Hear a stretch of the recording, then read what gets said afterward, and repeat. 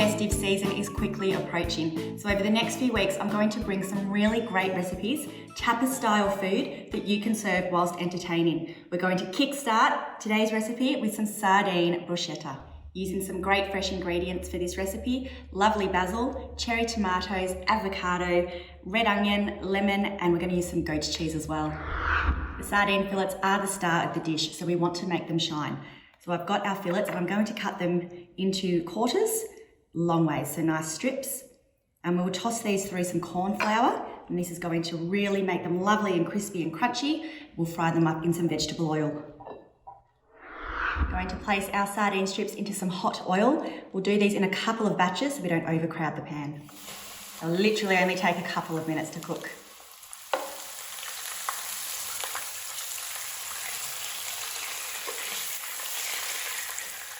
Our sardine fillets are lovely and crispy. I've got them resting on some kitchen towel to absorb any of the excess oil.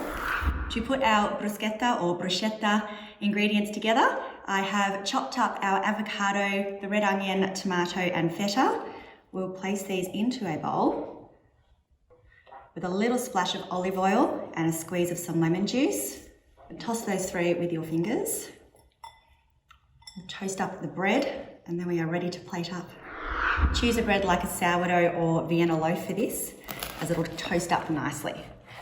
So I've just got some olive oil heating up on the pan here. And we will just place our bread on here and they will toast up beautifully.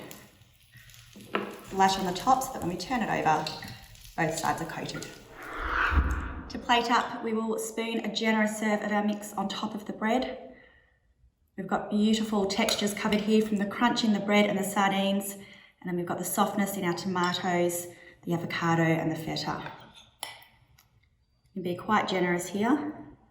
And these also look great if you're using slices of baguette, really cute on a platter. We will top off with a couple of our sardine strips. We don't need to add any extra salt because they're quite salty on their own. A little bit of lovely fresh basil. And we can squeeze some additional lemon or use it as a garnish. And there we have our absolutely Moorish sardine bruschetta.